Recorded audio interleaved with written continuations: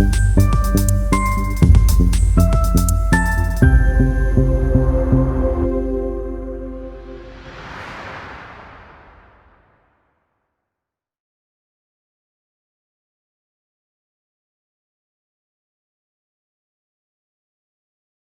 से निवेदन करती हूँ कि राष्ट्रीय ध्वज फहरा कर कार्यक्रम का शुभारंभ करें। महोदय, माननीय डीन एडमिनिस्ट्रेशन से भी निवेदन करती हूँ कि ध्वज के पास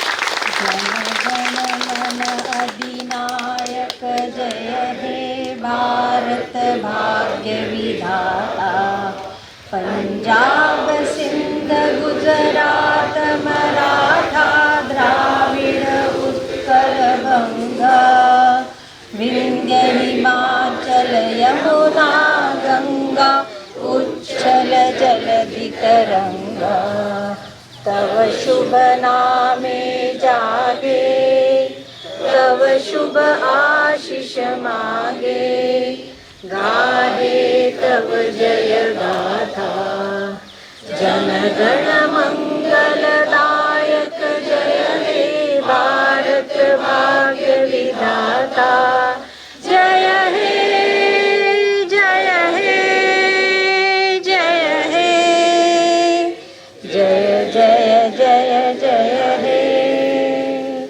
भारत माता की जय, भारत माता की जय, भारत माता की जय। जैसा कि हम सबको विदित है कि 1947 में जब देश को राष्ट्रीय स्वतंत्रता मिली थी और हमारा अपना संविधान बनाने के रास्ते में हम आगे बढ़े थे, देश में स्वतंत्रता की परिकल्पना के साथ साथ हमारे देश के जो बुद्धिजीवी लोग थे, उन्होंने हमारे संस्थान की परिकल्पना की, जिससे कि तकनीकी शिक्षा के क्षेत्र के लिए कुशल शिक्षक का निर्माण हो सके। आज का दिन हम सबके लिए बहुत ही विशेष महत्व का दिन है। हम राष्ट्र को स्वतंत्र राष्ट्र के रूप में जी रहे हैं और हम सबका जो भविष्य है एक उज्जवल भविष्य की दिशा में आगे प्रज्वलित हो रहा है। राष्ट्र के हित के साथ साथ हम देखें तो जो एक हमारे माननीय प्रधानमंत्री जी ने संकल्पना की है कि हम 2047 तक विकसित भारत के रूप में अपने आप को स्थापित करेंगे। ये वास्तविक में स्वतंत्रता हमको तब मिलेगी जब हम हर तरह की बुराइयों से, कमियों से ऊपर उठ करके अपने पूरे राष्ट्र के सभी व्यक्तियों के लिए, राष्ट्र के किसी भी कोने में रहने वाले किसी भी व्यक्ति के लिए वो सारे संसाधन, चाहे वो शिक्षा से संबंधित हो, स्वास्थ्य से संबंधित हो या अन्य दूसरे संसाधन हैं, जब उसको हम उपलब्ध करा सकेंगे। ऐसी परिस्थितियों में, ऐसी आवश्यकताओं के लिए तकनीकी शिक्षक शिक्षण संस्थान, जैसे हमारा संस्थान है राष्ट्रीय तकनीकी शिक्षक शिक्षण संस्थान, ऐसे संस्थानों की एक विशेष भूमिका होती है। हमारे चिंतकों ने जब इस संस्थान की स्थापना की, उनके मन में निश्चित ही यह विश्वास रहा होगा कि आने वाले समय में राष्ट्रीय तकनीकी शिक्षक शिक्षण संस्थान अनुसंधान संस्थान भोपाल एक अग्रणी शिक्षक संस्थान होगा। एक ऐसे शिक्षकों का, तकनीकी शिक्षा के क्षेत्र के योग्य कुशल शिक्षकों का निर्माण करेगा, जो आगे जा कर के अपने अपने संस्थानों में एक ऐसे छात्रों का निर्माण करेंगे जो देश के अनुसंधान में न केवल अपना योगदान देंगे, बल्कि जो राष्ट्र के दूसरे हमारे मिशन हैं, जिसमें स्पेस मिशन है, टेक्नोलॉजी के दूसरे डिफेंस के जो मिशंस हैं उसमें अपनी अग्रणी भूमिका अदा कर सकेंगे। अगर हम देखें तो अपने पिछले सालों में बहुत सारी हमने तरक्की की है देश के स्तर पे, और साथ साथ संस्थान आप सब कर्मठ योगियों के कारण, आप सबके परिश्रम के कारण इस संस्थान ने भी बहुत सारी प्रगति उपलब्धि की है। मैं इसके लिए आप सभी को, जो संस्थान के परिवार के सदस्य हैं, चाहे वो अधिष्ठातागण हो, शिक्षकगण हो, कर्मचारीगण हो, या दूसरे जो संस्थान की देखभाल में लगे हुए सफाई कर्मचारी हों, सुरक्षा कर्मचारी हों, भोजन की व्यवस्था में लगे हैं, या किसी भी तरह से परिवार के लोगों का भी विशेष अनुदान रहा है, विशेष इसमें सहयोग रहा है, जिसके कारण संस्थान आज वो उपलब्धियां हासिल कर सका है जिसमें जब हम देखते हैं तो राष्ट्रीय तकनीकी शिक्षक शिक्षण संस्थान जो 4 देश में है उसमें भोपाल का नाम सबसे ऊपर होता है। ये सिर्फ आपके कर्मठता, आपके अनुशासन और आपके द्वारा लगातार किए गए प्रयासों का ही एक अच्छा फल है। बिना इसके एक अच्छे संस्थान की परिकल्पना नहीं की जा सकती। हमने बहुत सारी उपलब्धियां हासिल की हैं। अब मुझे एक्चुअली पढ़ने की आदत नहीं है और अगर कुछ आप ना पढ़ के बोलो तो बहुत सारी चीज़ें छूट जाती हैं। तो इस दृष्टि से मैंने अपने वो कागज़ निकाल लिए हैं जो आपके साथ साझा करना चाहेंगे, जो हमारी उपलब्धियां रही इस साल की। हम लोगों ने साल के शुरू में एक लक्ष्य लिया था कि इस साल हम एक, जैसे हर साल भारत सरकार की जो मिनिस्ट्री ऑफ एजुकेशन है उसके साथ एक साझा पत्र हम लोग निकालते हैं, जिसमें हमारा उद्देश्य होता है कि हम साल में क्या क्या काम करने वाले हैं। उसमें हमने ये तय किया था कि हम पिछले साल से ज़्यादा और इस साल कम से कम 3500 तकनीकी शिक्षा के शिक्षकों को यहाँ पे ट्रेन करेंगे। और मुझे आप सबसे साझा करते हुए बहुत ही प्रसन्नता हो रही है कि हमने ना केवल 3500 बल्कि ये संख्या उसके डबल से ज़्यादा 7500 प्राप्त कर ली है। ये अपने आप में एक बहुत बड़ी उपलब्धि है इस संस्थान के लिए, और निश्चित ही ये आप सभी के सफल और बहुत ही हार्ड परिश्रम, डेडिकेशन के कारण संभव हो सका। इसलिए आप सभी इस बात के लिए बधाई के, धन्यवाद के पात्र हैं। हमने ये कार्यक्रम ना केवल पॉलिटेक्निक इंस्टीट्यूशंस में किए हैं, बल्कि हमने एक इस दिशा में नए आयाम स्थापित किए हैं, जिसमें हम NITs और केंद्रीय विश्वविद्यालयों में और विशेषकर उच्च शिक्षा के क्षेत्र में भी जाके काम करना शुरू किया है, जो संस्थान के लिए एक विशेष उपलब्धि है। आप सबको जान के बड़ी प्रसन्नता होगी कि हम लोगों ने इस साल हमारे शिक्षक जो मध्य प्रदेश गवर्नमेंट के साथ कोऑर्डिनेट करते हैं, मैं विशेषकर पुरोहित का नाम लेना चाहूँगा, संजय अग्रवाल जी का नाम लेना चाहूँगा, जिन्होंने अपने अथक प्रयास से मध्य प्रदेश के लिए 1000 से ज़्यादा तकनीकी शिक्षा और हायर एजुकेशन के शिक्षकों को ट्रेन किया है। इस संस्थान ने एक विशेष उपलब्धि हासिल किया है इस साल में, जिसमें हमने, जो मध्य प्रदेश सरकार ने पूरे देश में एक अग्रणी राज्य के रूप में कॉलेज ऑफ एक्सलेंस स्थापित किए हैं। 66 नंबर्स, उन कॉलेज ऑफ एक्सलेंस के नव नियुक्त प्रधानाचार्य 66 नंबर्स को इंस्टीट्यूशंस बिल्डिंग के ऊपर हम लोगों ने उनको ट्रेनिंग दिया है।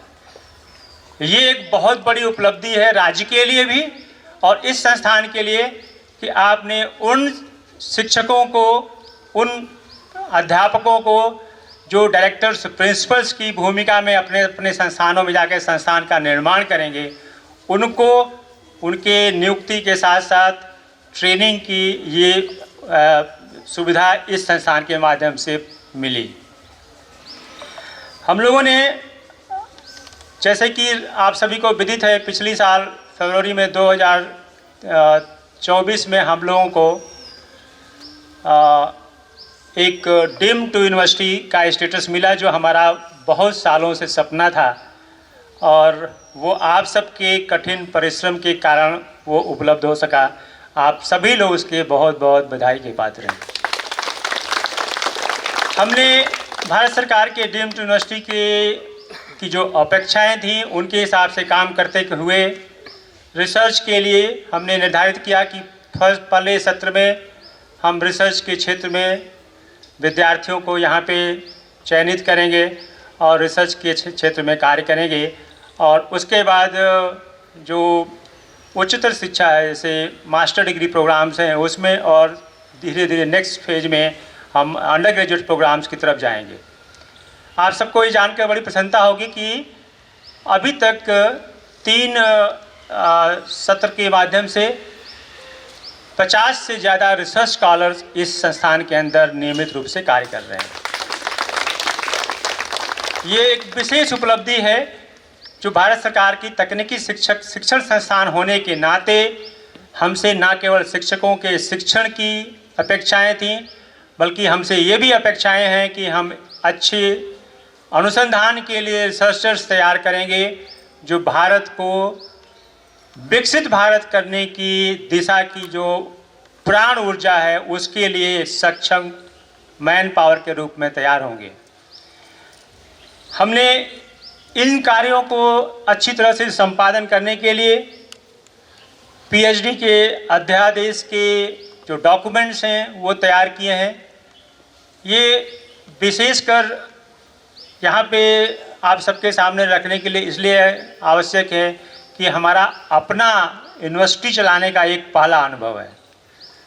हम लोग कभी किसी यूनिवर्सिटी के साथ, बरकतुल्लाह यूनिवर्सिटी के साथ, आरजीपीवी के साथ संलग्न होकर के जरूर हमने उनके कार्यक्रमों के अनुकूल अपने कार्यक्रम अपने शिक्षा के क्षेत्र में कार्य करते रहे हैं, लेकिन हमने अपने ऑर्डिनेंस नहीं तैयार किए थे, जो एक बहुत बड़ी उपलब्धि है। और इन ऑर्डिनेंस में, इन अध्यादेशों में हमने पीएचडी के अध्यादेश, पीजी प्रोग्राम्स के अध्यादेश और इन जो शिक्षण कार्यक्रम हैं उनके मूल्यांकन और परीक्षा के अध्यादेश तैयार किए हैं, और उसको अपनी जो शिक्षा की जो उच्चतर बॉडी है जिसको हम एकेडमिक काउंसिल कहते हैं उससे भी उसको पास करवाया है।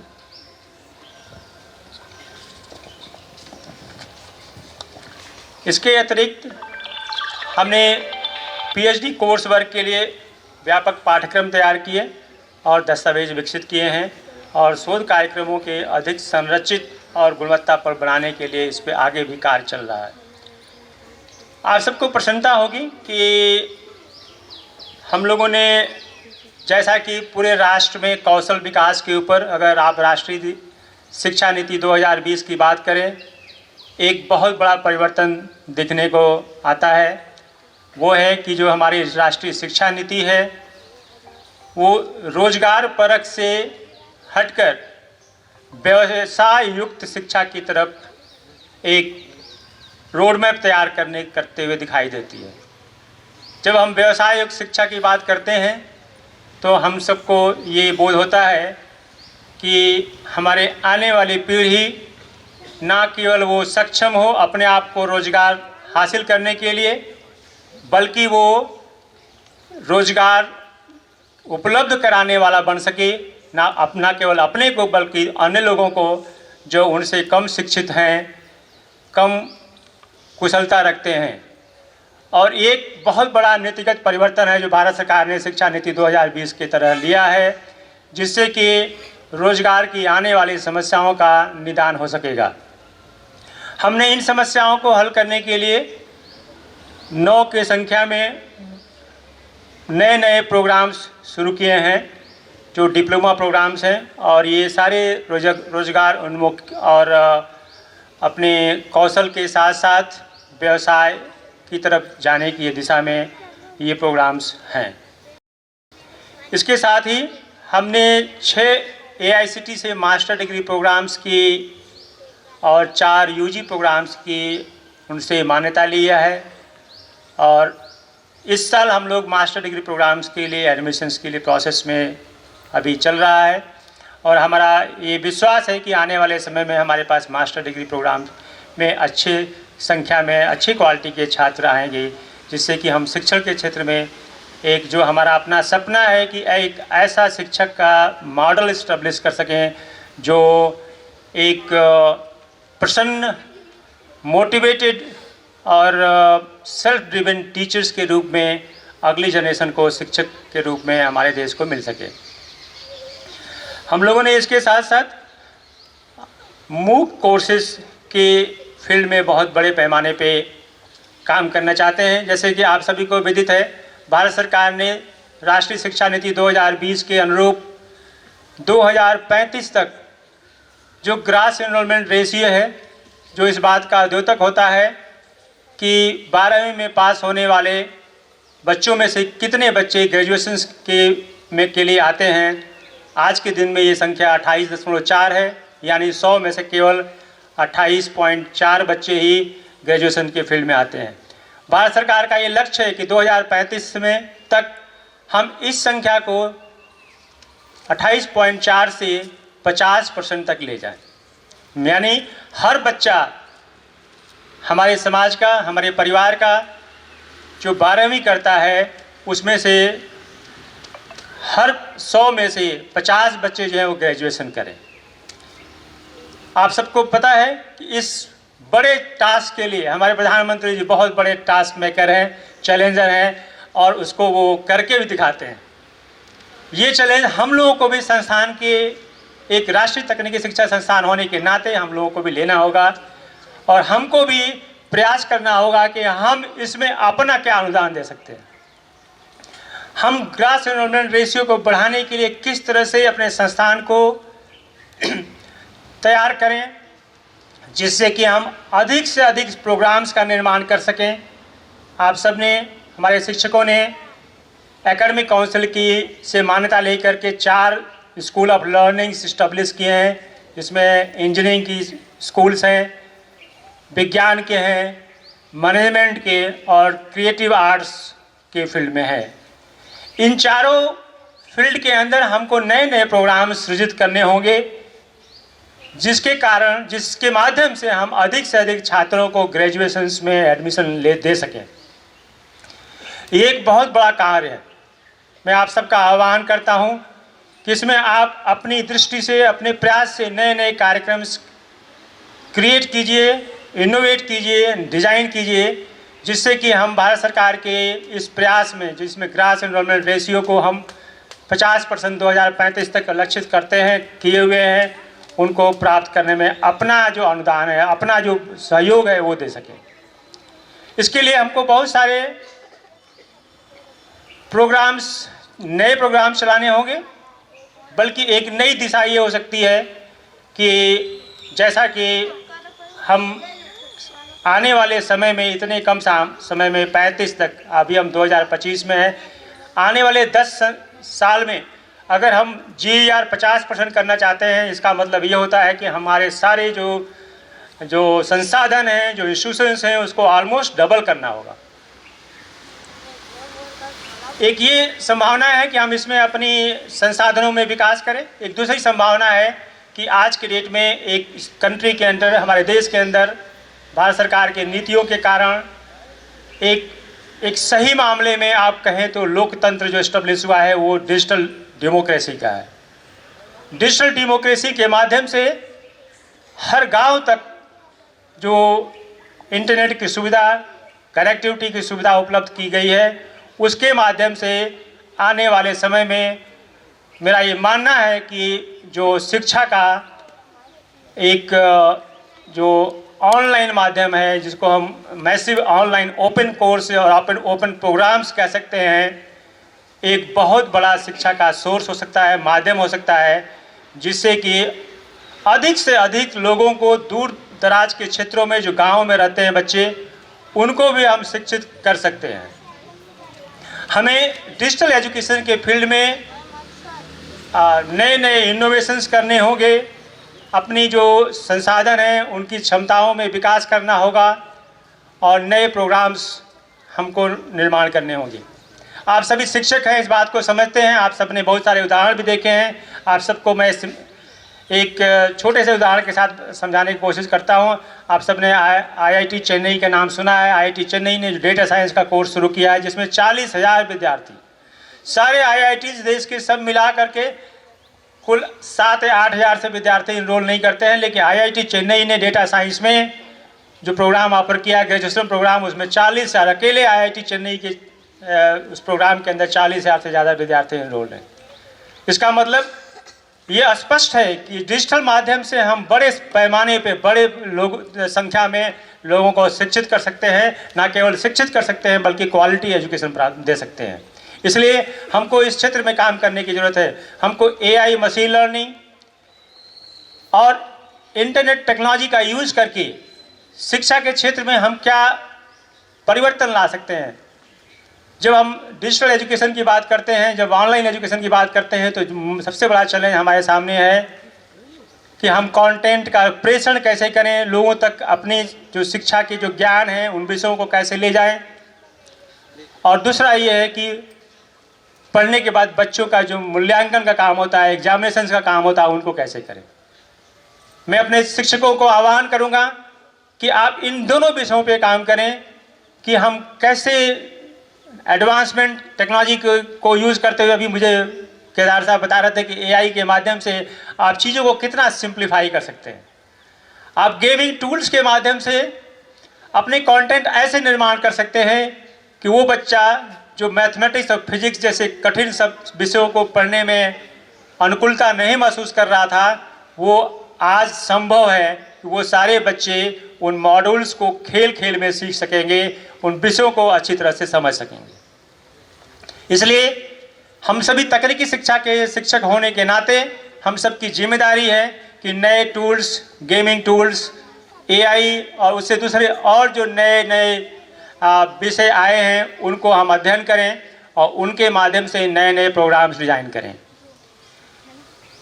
हम लोगों ने अपने संस्थान के लिए न केवल प्रोग्राम्स क्रिएट किए हैं, जिसमें कि हमने 9 प्रोग्राम, मूक्स प्रोग्राम्स इस साल क्रिएट किए हैं और 20 से ज़्यादा मूक्स प्रोग्राम ऐसे ऑनलाइन ओपन कोर्सेज जो स्वयं के माध्यम से पहले से चल रहे हैं।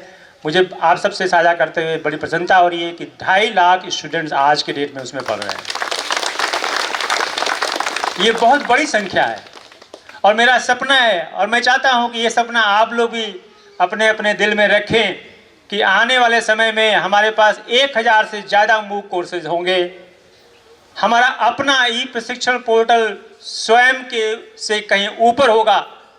जब किसी को ऑनलाइन और डिजिटल एजुकेशन की बात आए ध्यान में, तो वो नीटर भोपाल की तरफ देखे और कहे कि आप क्यों नहीं नीटर भोपाल का वो प्रोग्राम्स लें, जिससे कि आप ना केवल सीख रहे होंगे, आप अच्छी तरह से सीख रहे होंगे, उनको क्रेडिट्स भी ले रहे होंगे जो आपको डिग्री प्राप्त करने में सहायक होगा।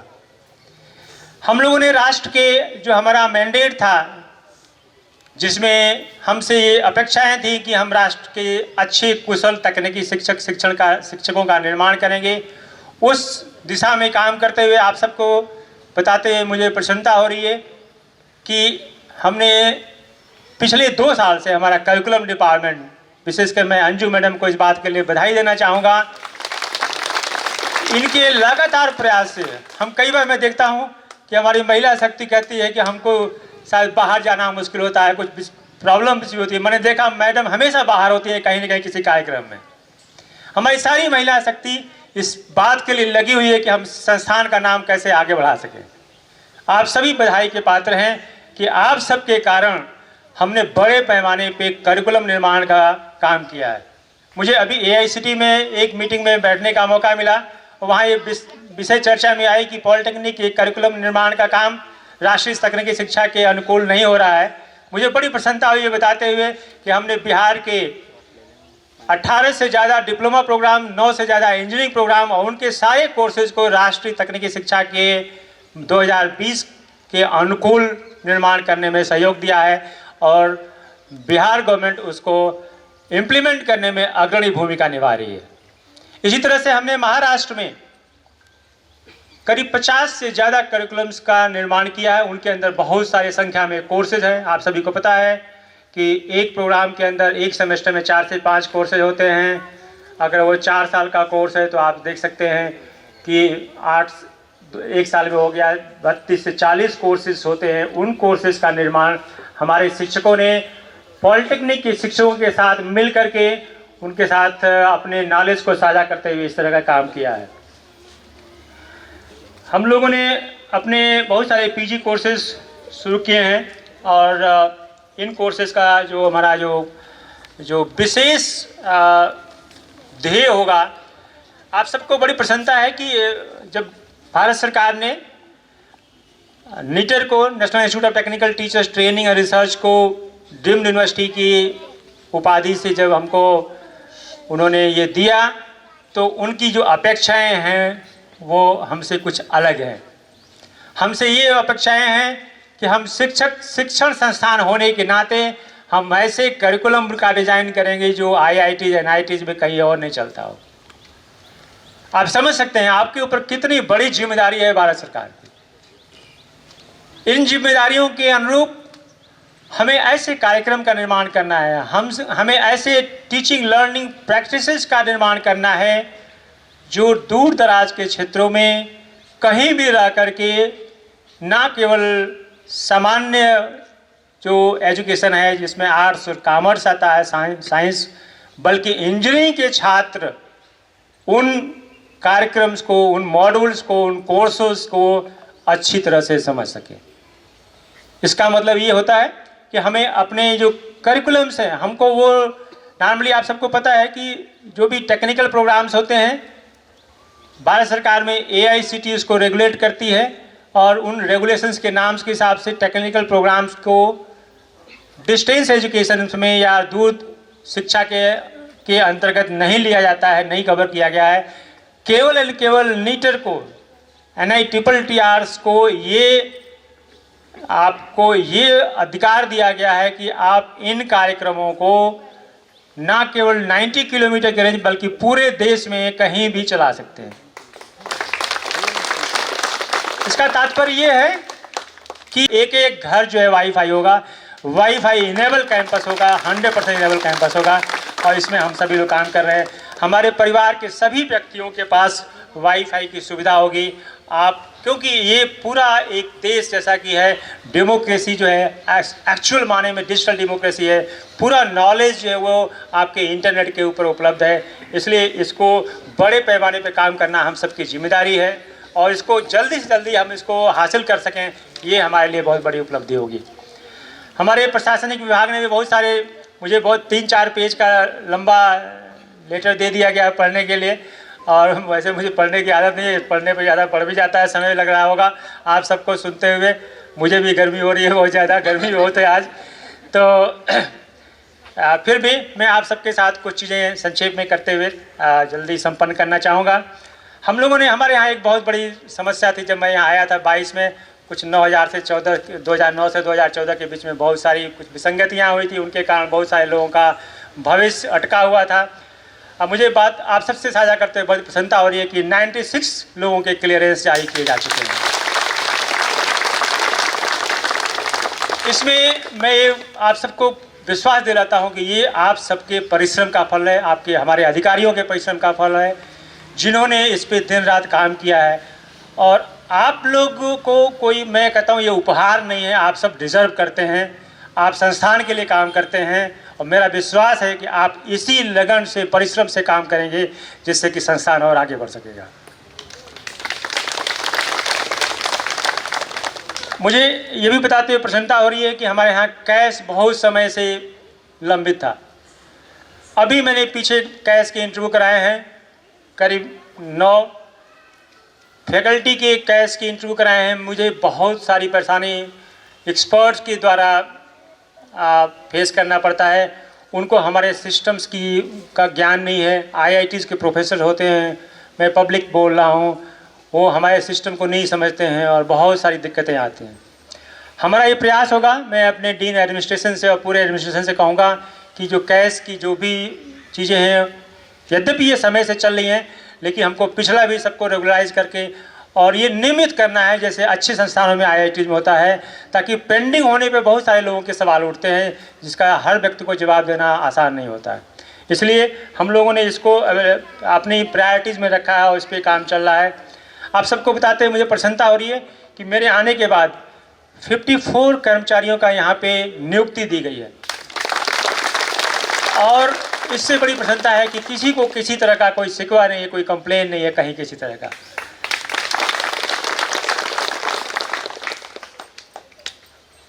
मेरे आने के बाद कई सारी अनुकंपा नियुक्तियां हुई हैं जो बहुत सालों से ड्यू थी, लेकिन केवल इस साल 2 अनुकंपा नियुक्ति हमने दिया है, जो किन्हीं कारणों से मेरा दुख भी है उन लोगों के प्रति जिनकी किसी कारण से देहांत हो गया। उनके परिवार को की देखभाल करना, उनका ध्यान रखना हम सबकी जिम्मेदारी है। भारत सरकार के नियमों के अनुरूप हमने 2 व्यक्तियों को इस साल अनुकंपा के अंदर नियुक्ति दी है।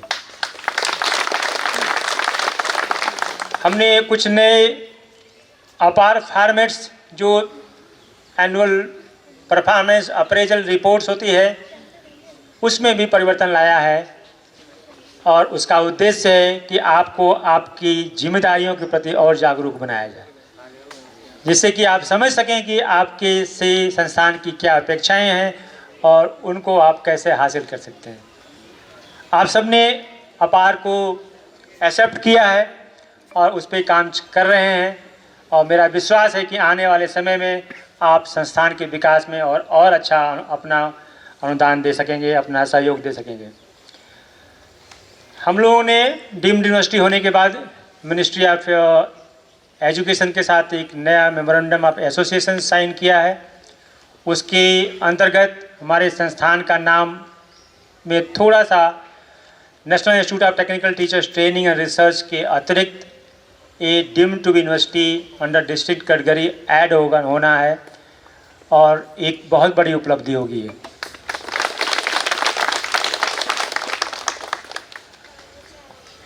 हम लोगों ने आने वाले समय में जो रिक्रूटमेंट की प्रोसेस है, अभी मेरे को कल दीक्षित साहब बता रहे थे कि हमारे पास मोर देन 95% जो पोजीशंस हैं, वैकेंसीज हैं, फिल्ड हैं। इसको हम 100% रखने का पूरा प्रयास करेंगे, और इसके लिए रोलिंग वैकेंसीज, रोलिंग रिक्रूटमेंट का सिस्टम हमने अडॉप्ट किया है BOG से, और ये हमेशा चलता रहेगा, ताकि कभी भी संस्थान के ऊपर इस तरह की बातें न हो कि यहाँ पोस्ट खाली हैं और कर्मचारी नहीं हैं। तो ये एक संस्थान की बहुत बड़ी उपलब्धि होगी। हमने स्वास्थ्य के लिए फिजियोथेरेपिस्ट और योग ट्रेनर्स का यहाँ पे नियुक्ति किया है। मुझे कई बार वो ग्रुप्स में योग की ट्रेनिंग देखते हुए बड़ी अच्छी लगती है। लोग नए नए तरीके से योग कर रहे हैं, अधिक से अधिक लोग जोड़ रहे हैं, और मैं आह्वान करूँगा कि आप सभी लोग योग में जाएं और इसमें पार्टिसिपेट करें। हम सभी को स्वस्थ रखने के लिए और एक अच्छे भविष्य के लिए, न केवल स्वयं का और संस्थान के लिए आवश्यक है कि हम योग अवश्य करें। मैं कुछ चीज़ें भविष्य के लिए आप सबसे समय ज़्यादा ले रहा हूँ, आप इसके लिए मुझे माफ़ करेंगे। कुछ चीज़ें रोड मैप हमारे लिए है कि हम आगे कैसे बढ़ें, क्या काम करें, वो मैं आपसे साझा करना चाहूँगा। जो हमें डीम्ड टू यूनिवर्सिटी के इंस्टीट्यूट्स के साथ वो जो जिम्मेदारियाँ दी गई हैं, वो हम सभी पूरे परिवार के लोग यहाँ इकट्ठे हैं, इसलिए मैं सोचता हूँ कि एक उचित समय है कि आपसे चर्चा की जाए, ताकि हम सभी लोग मिल कर के एकजुट होकर के एक समझ के साथ, एक साझी सहयोग के और सामर्थ्य के साथ काम करें और इस संस्थान का नाम और अच्छा आगे बढ़ा सकें। हमको जो क्रेडिटाइजेशन डीम्ड यूनिवर्सिटी होने के नाते क्रेडिटाइजेशन ऑफ अप्रेंटिसशिप प्रोग्राम्स का एक बहुत बड़े पैमाने पे काम करना है, और इस अप्रेंटिस प्रोग्राम के जो कौशल निर्माण की जो आवश्यकता है, देश की जो वोकेशनल एजुकेशन को प्रमोशंस करने की देश की आवश्यकता है, उसके अंदर हज़ारों की संख्या में वोकेशनल कोर्सेज क्रिएट करने की ज़रूरत है। मैंने अपने वोकेशनल एजुकेशन डिपार्टमेंट को ये जिम्मेदारी दी है कि आप अधिक से अधिक संख्या में वोकेशनल कोर्सेज क्रिएट करें, विशेषकर जो साइंस, आर्ट्स, और चूँकि हम डीम्ड यूनिवर्सिटी हैं, हमारा स्टेटस यूनिवर्सिटी का है, और हम चूँकि टेक्नोलॉजी के फील्ड में काम करते हैं, सो जो टेक्निकल प्रोग्राम्स हैं उनके माध्यम से जो वोकेशंस हैं, जो व्यवसाय की की जो संभावनाएं हैं वो बहुत ज़्यादा बनती हैं, उनको हम एड्रेस कर सकते हैं। इसलिए हमारे वोकेशनल एजुकेशन डिपार्टमेंट की ये जिम्मेदारी है होनी चाहिए कि हम अधिक से अधिक कोर्सेज़ का निर्माण करें, वोकेशनल कोर्सेज़ का निर्माण करें, मूक्स कोर्सेज़ का निर्माण करें और पूरे देश के छात्रों को उनको हम पहुंचा सकें, जिससे कि हमारे जो छात्र हैं, विशेषकर जो आर्ट्स के विद्यार्थी होते हैं, कॉमर्स के विद्यार्थी होते हैं, एग्रीकल्चर के विद्यार्थी हैं, साइंस के विद्यार्थी हैं, उनमें इस तरह के कौशल का विकास हो सके। इसके साथ मैं अपने वोकेशनल एजुकेशन डिपार्टमेंट को इस बात के लिए बधाई देना चाहूँगा कि इस संस्थान को फर्स्ट टाइम NCVT के सर्टिफिकेट्स की उपलब्धि हुई है। हम लोग स्किलिंग के प्रोग्राम ऑफर कर सकते हैं और सर्टिफाई कर सकते हैं। ये एक बहुत बड़ी उपलब्धि है संस्थान की। हमारे वोकेशनल एजुकेशन डिपार्टमेंट ने आगे बढ़ कर के इस पर काम किया है और जिससे कि ये प्राप्त हो सका है।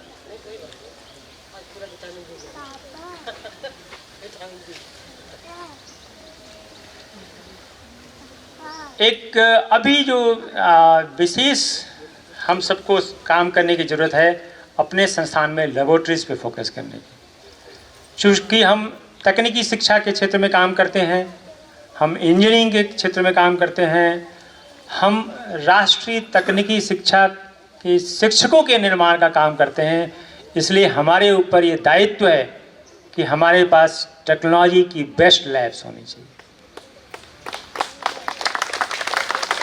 हम 2025 के संस्थान हैं, हमारे पास IIT से और NIT से बेहतर लैब होनी चाहिए।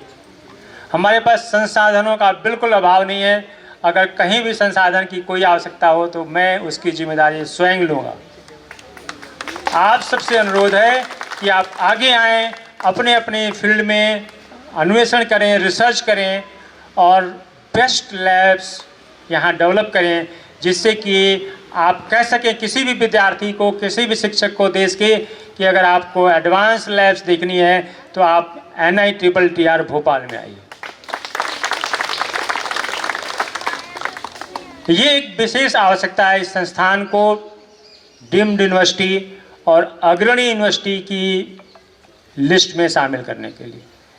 इसलिए आप सबसे मैं अनुरोध करता हूं कि आप आइए और इस दिशा में काम कीजिए। पहले से ही प्रयास चल रहा है कि हमने पिछली साल artificial intelligence and machine learning के लिए यहाँ पे एक लैब का निर्माण किया है। हम सब बड़े सम्मानित हैं, महसूस करते हैं कि हमारे पास नोबेल लॉरेट आप आए यहाँ पे, सत्यार्थी जी, कैलाश सत्यार्थी जी, उन्होंने लैब का उद्घाटन किया।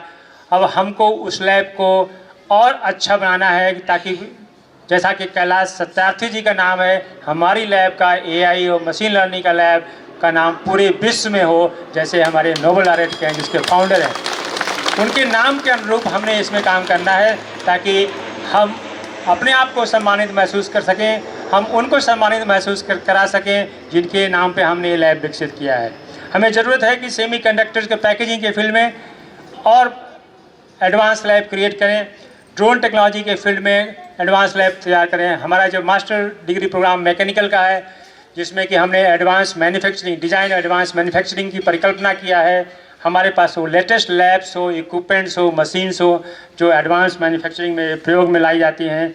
इसके करने से हम अपना स्थान, जो हमारा अपना स्थान होना चाहिए, उसको हासिल कर सकेंगे। इसके लिए मैं आप सबका आह्वान करता हूँ। आप सबको इतने देर तक मुझे सुनने के लिए बहुत बहुत आभार व्यक्त करता हूँ, धन्यवाद देता हूँ। आप सबको पुनः 19वें स्वतंत्रता दिवस की इस शुभ संत पे आप सबको बहुत बहुत बधाई देता हूँ। जय हिंद। मैं अपने डॉक्टर बनर्जी को हमेशा पूरे परिवार के लिए, निटर परिवार के लिए उपलब्ध पाता हूँ।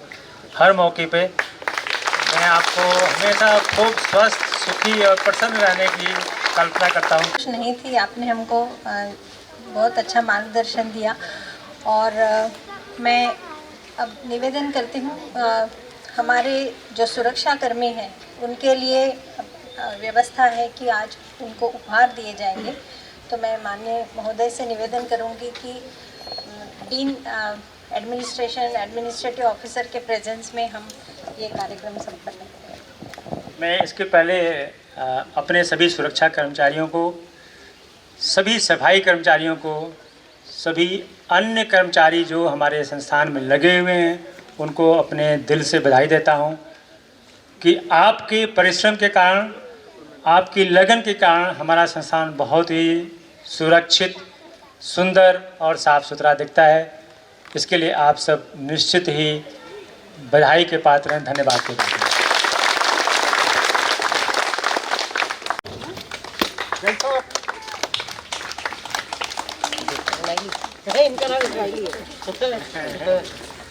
सुरक्षा कर्मी सागर गुप्ता,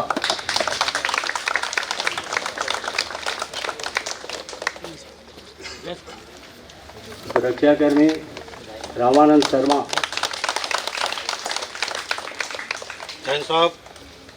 सुरक्षा कर्मी रामदयाल,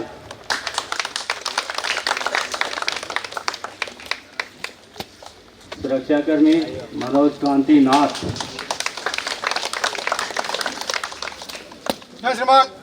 सुरक्षा कर्मी महेंद्र सिंह हाड़ा, सुरक्षा कर्मी उपेंद्र प्रसाद, सुरक्षा कर्मी सुशील कुमार, सुरक्षा कर्मी देवेंद्र सिंह, सुरक्षा कर्मी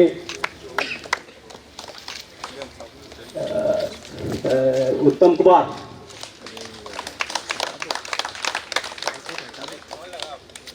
सुरक्षा कर्मी हरेंद्र गिरी,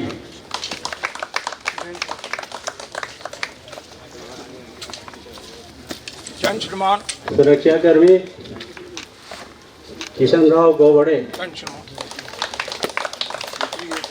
सुरक्षा कर्मी केशव सिंह यूके,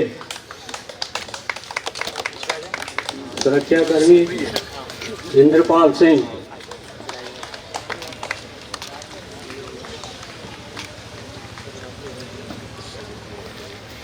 सुरक्षा कर्मी ऋषिकेश चतुर्वेदी,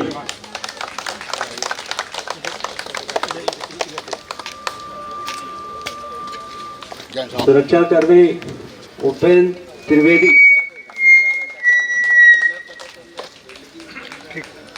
सुरक्षा कर्मी मंजूर खान,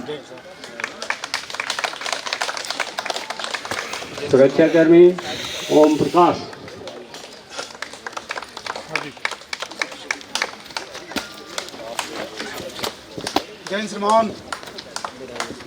सिक्योरिटी सुपरवाइजर श्री जय सिंह,